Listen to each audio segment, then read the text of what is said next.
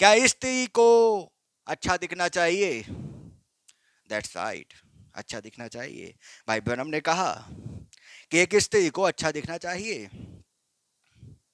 लेकिन एक दिखावटी, मैं मसीह बहनों से बोल रहा हूं इस बात को, बस ध्यान से सुनिए, क्योंकि मैं पब्लिक में प्रचार करता हूं, कोई मिसअंडरस्टैंड ना करे, इसलिए मैं बोल रहा हूं।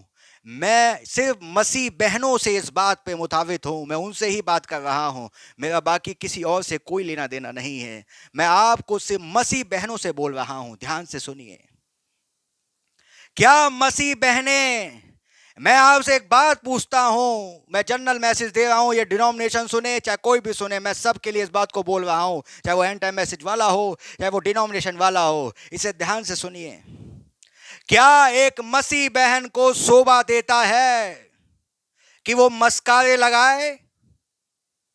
क्या किसी मसीह बहन को शोभा देता है कि वो कान में बुंदे पहने?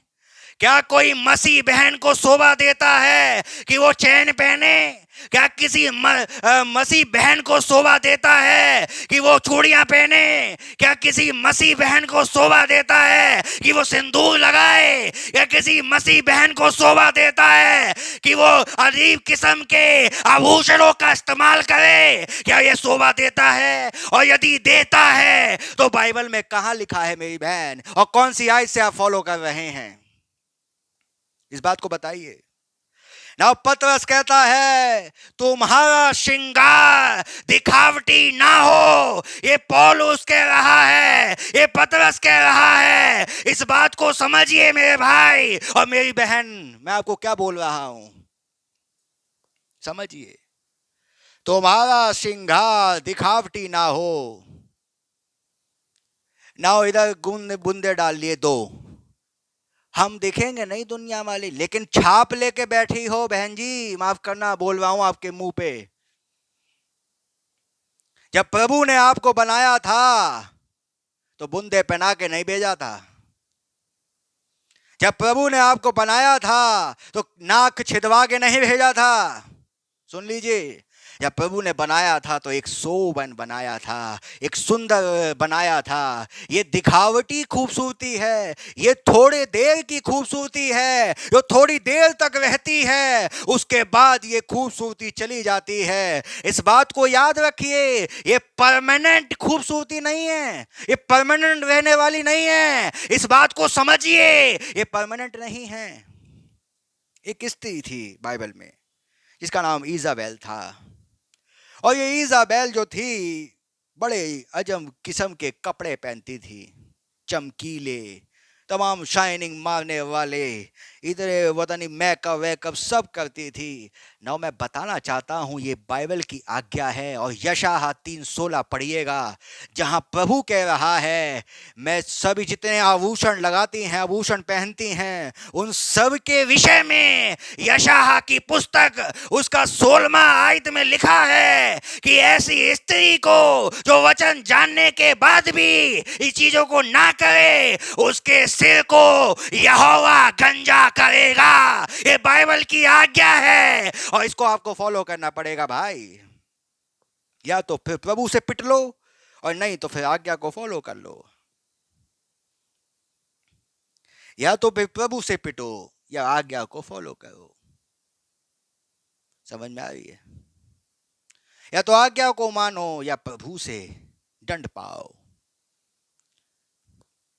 प्रभु कह रहा है, प्रभु कह रहा है। यशायाह 3:16 रेफरेंस दे दिया, पढ़ लीजिएगा मेरी बहन। न्याय के दिन ये बुंदा नहीं बचाएगा। सुन लीजिए, न्याय के दिन ये नहीं बचाएगी। न्याय के दिन मस्कारा नहीं बचाएगा। न्याय के दिन जीवन बचाएगा। न्याय के दिन वो पवित्रता बचाएगी।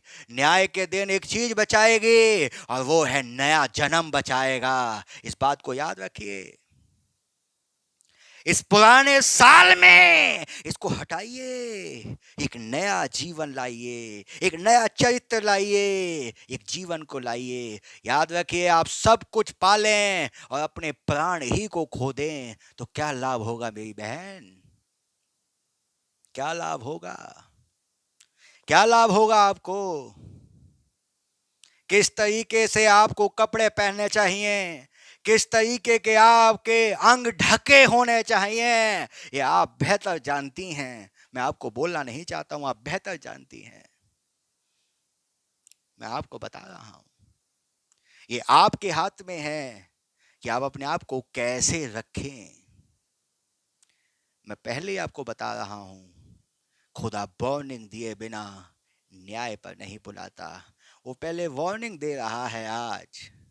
आज आपको मैं डायरेक्ट बोल रहा हूँ मेरी बहन, मैं नहीं जानता मैं किसके विषय में बोल रहा हूँ, लेकिन पवित्र आत्मा तुम्हें देख रहा है मेरी बहन, पवित्र आत्मा तुम्हें देख रहा है। और मुझे नहीं पता ये संदेश कहाँ तक जाएगा, लेकिन जब मैं यहाँ से बोल रहा हूँ तो कोई ना कोई मकसद है जो प्रभु बुलवा रहा है। इस बात को याद रखिए। मैं आपसे कहूँगा, एक नया जन्म पाइए, एक नए चरित्र में चलिए जिससे आप उद्धार पाएं। याद रखिएगा, ये प्रभु का वचन है जो कभी टलेगा नहीं। कि प्रभु का वचन है। अपने आप को बिल्कुल सोवन अच्छा रखिए। क्या स्त्री को अच्छा नहीं दिखना चाहिए? भाई ब्रनम से पूछा। हाँ, अच्छा दिखना चाहिए, बट हाइब्रिड नहीं।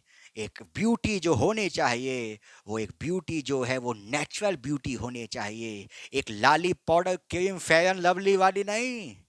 इस बात को सुनिए। बड़े बड़े केमिकल आज लोग अपनी चमड़ियों पे इस्तेमाल करती हैं। बड़े बड़े केमिकल आज इस्तेमाल किए जाते हैं कि अपने आप को खूबसूरत दिखाया जाए। और इस बात को सोचिए, वो खूबसूरती कितनी देर की है। वो जो त्वचा है, उस नेचुरल त्वचा को भी जला रही है। आप ये समझ नहीं पा रहे हैं कि आपकी त्वचा जो है वो जल रही है। आप समझ नहीं पा रहे हैं। इस बात को याद रखिए।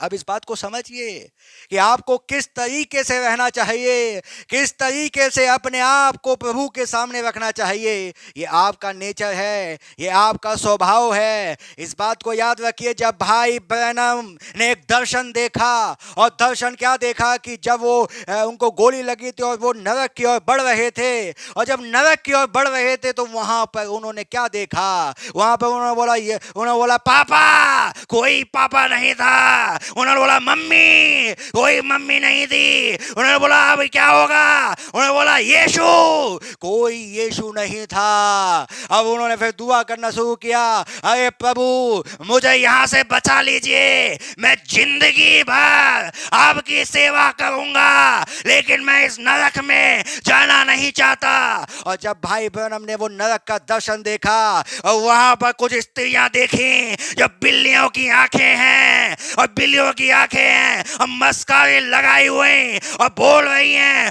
ओ ऐसे करके चिल्ला रही हैं। वो डरावना एक दृश्य जो नबी ने देखा, उनकी रूहें कांप गई, वो नहीं जाना चाहते। अगर आप भी इस नरक से बचना चाहते हैं, इससे बाहर निकलिए और तौबा करिए, एक नए साल में प्रवेश करिए और वचन का आदर करिए। हालेलुया, आमेन, हालेलुया, हालेलुया, आमेन, हालेलुया। इस बात को याद रखिए बहन।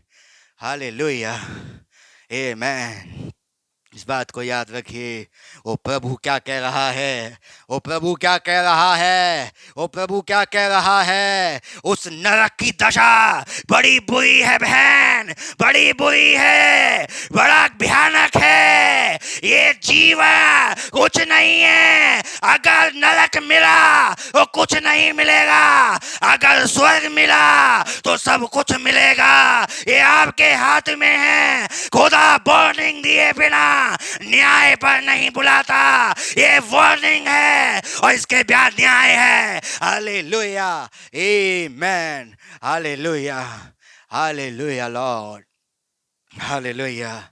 I believe that somebody is here. Hallelujah.